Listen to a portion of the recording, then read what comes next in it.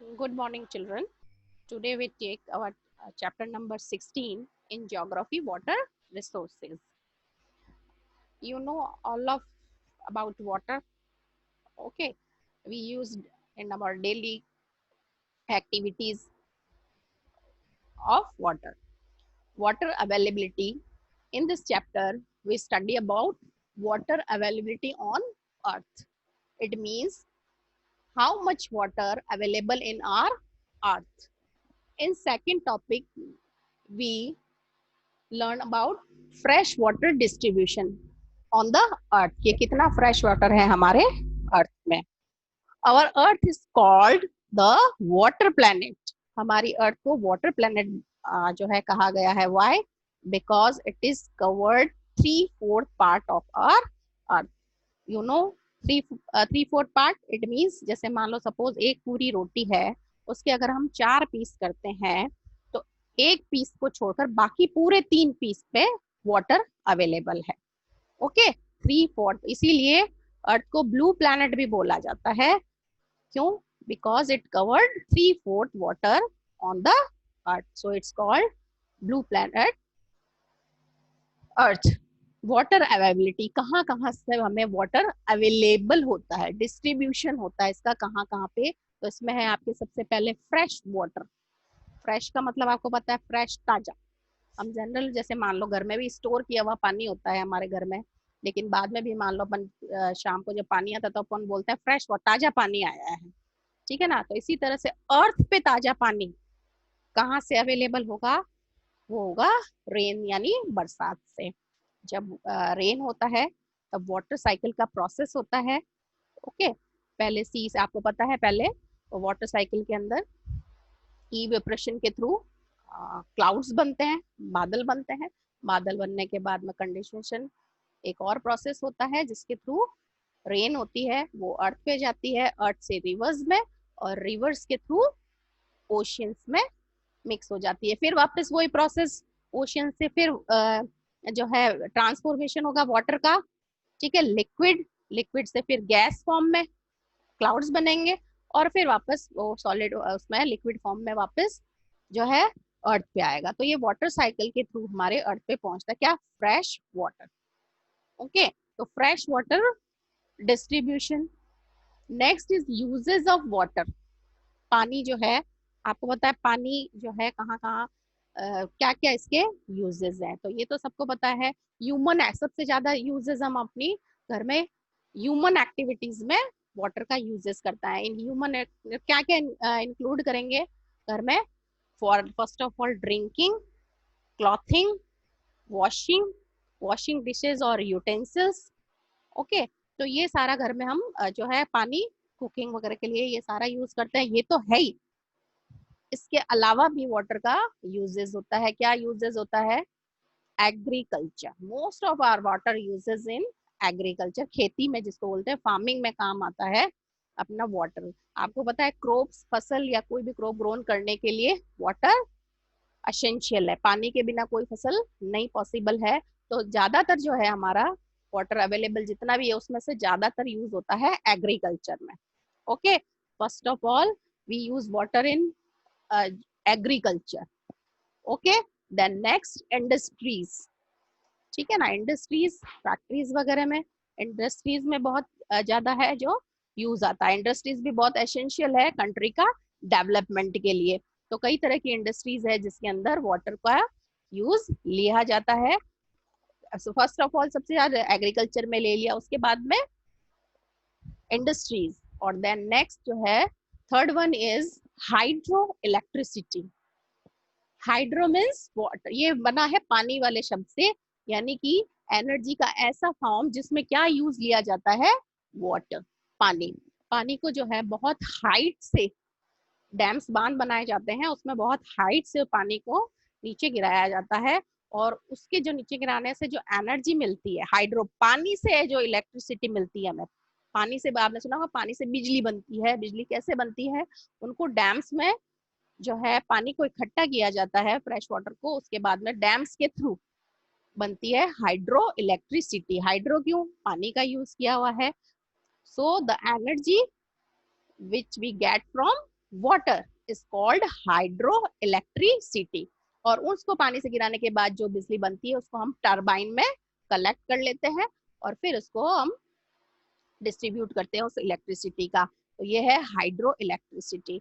तो हमारे जो गवर्नमेंट है उसने बहुत सारे हाइड्रो इलेक्ट्रिसिटी के प्रोजेक्ट्स बनाए हैं अलग अलग स्टेट्स में। अब वो प्रोजेक्ट कैसे बनेंगे, डैम्स, डैम्स के थ्रू।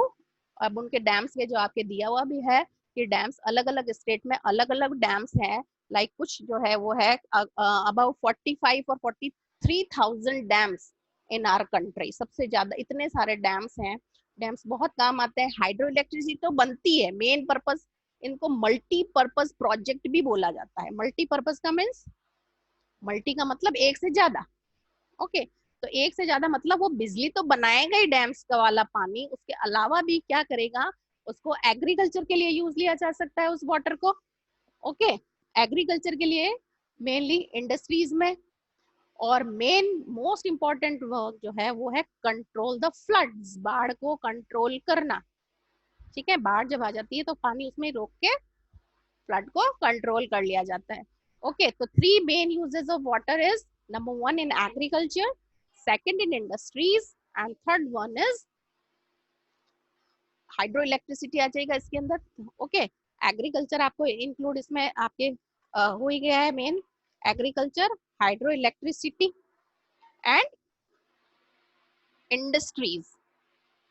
ठीक है, तीनों में यूज होता है, इंडस्ट्रीज में भी यूज होता है काफी जो है हमारा वाटर। और इसी के लिए हाइडल प्रोजेक्ट्स भी बनाए हुए हैं अलग अलग स्टेट्स में, लाइक हीराकुंड। ठीक है, हीराकुंड जो है वो उड़ीसा में है।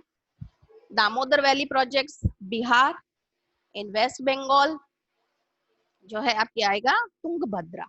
इस तरह से अलग अलग हाइड्रो इलेक्ट्रिसिटी प्रोजेक्ट्स अलग अलग स्टेट्स में बनाए गए हैं, जिनसे इलेक्ट्रिसिटी तो गेट करते ही हैं, उसके साथ साथ में इरिगेशन का काम हो जाता है, फिशिंग का काम हो जाता है, पानी उसका ये भी यूज लिया जाता है, टूरिज्म के लिए भी ले सकते हैं, बोटिंग वगैरह उसमें जो है कई कई बार जो बड़े बड़े डैम उसको देखने के लिए आते हैं लोग, तो टूरिज्म वगैरह उसमें भी जो है डैम जो आ जाता है। और मेन जो लास्ट वन है वो कंट्रोल द फ्लड, बाढ़ को कंट्रोल करना। तो uses of water human activities में तो आता ही है, आप जब भी आपसे जब क्वेश्चन किया जाता है तो आप घर में जो काम में लेते हो वो बताते हो, लेकिन इसके अलावा भी तीन मोस्ट इंपॉर्टेंट जो यूजेस है वो आपको ध्यान रखना है, agriculture, industries and hydro electricity. ठीक है ना। And what is hydro electricity, the energy which we get from water is called hydroelectricity. It is very popular in all over world, and Canada is one of the country which produced much hydroelectricity in the world. ठीक है, सबसे ज्यादा। और इसीलिए hydro electricity के लिए बनाए गए हैं हाइडल प्रोजेक्ट्स। ठीक है, जिससे हम डैम्स बना के उसका वाटर का यूज लेते हैं। लास्ट में है sorry uneven distribution of water. Next topic is uneven distribution of water. Uneven आप जानते हैं, इवन एंड अनइवन डिस्ट्रीब्यूशन, यानी कि कभी हम सुनते हैं यहाँ तो इस स्टेट में पानी की कमी है, वहां नहीं है, वहां पानी की अवेलेबिलिटी बहुत ज्यादा है। इसी तरह से वर्ल्ड में भी कई जगह पानी बहुत है, कई जगह बिल्कुल नहीं है। स्टेट में जैसे राजस्थान है, अपन राजस्थान की बात करते हैं तो यहाँ पे हम कहते हैं डेजर्ट एरिया है, पानी की कमी है ना। तो इसी तरह से ऑल ओवर वर्ल्ड में भी अनइवन डिस्ट्रीब्यूशन है। वो अनइवन डिस्ट्रीब्यूशन क्यों है, क्योंकि वाटर अवेलेबिलिटी डिपेंड करती है वहाँ के क्लाइमेट पे। ठीक है ना, कि वहाँ का क्लाइमेट कहाँ है, वहाँ का जोग्राफिकल एरिया कैसा है, वहाँ पे कितना फ्रेश वाटर अवेलेबल होता है। तो इसी कंडीशन पे जो है अनइवन और इवन डिपेंड करता है water available distribution of water. And next important is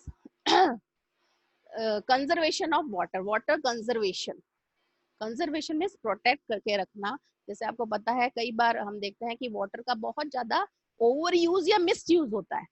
जितना वाटर हमें उस काम के लिए चाहिए उतना नहीं करके हम बहुत ज्यादा नहाने जाते हैं तो बहुत ज्यादा, हम एक नहाने में हम एक बाल्टी भी यूज कर सकते हैं, दो, लेकिन हम दो भी करते हैं, तीन भी कर लेते हैं, है ना। कई बार हम ऐसे नल को खुला छोड़ देते हैं। कई बार क्लॉथ वॉश करते हैं तो उसमें बहुत ज्यादा पानी ओवर यूज कर देते हैं। कई बार अपनी कोई गाड़ी वगैरह धोनी है या गार्डनिंग कर रहे हैं तो खुला छोड़ दिया बहुत देर तक पाइप, है ना, और वो बाहर जा रहा है, हम ध्यान नहीं रखते।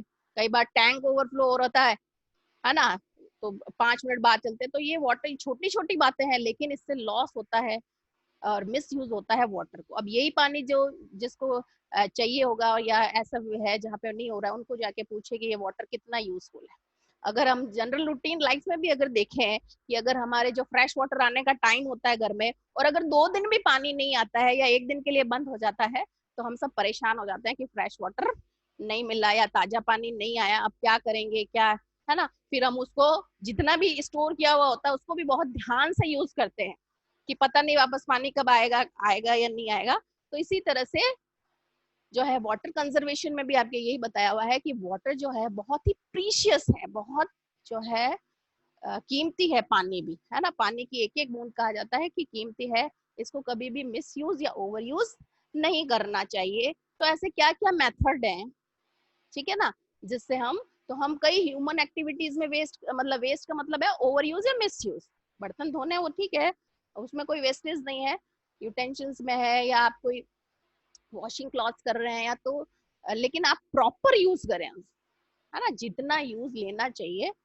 स्कूल में है, हम बॉटल्स भरते हैं फिर वापस जो है उसको गिरा देते हैं, फिर भर रहे हैं, वो नाली में पानी जा रहा है ना। तो हमें ये छोटी छोटी बातों का भी अगर ध्यान रखें तो हम वाटर को कंजर्व कर सकते हैं। और क्योंकि ये नेचुरल रिसोर्सेज है, water is a natural resources, प्रकृति से मिलता है। और अगर ग्राउंड वाटर भी एक लिमिट में है, ऐसा नहीं कि पानी जो है खत्म ही नहीं होगा कभी, या ये नहीं है।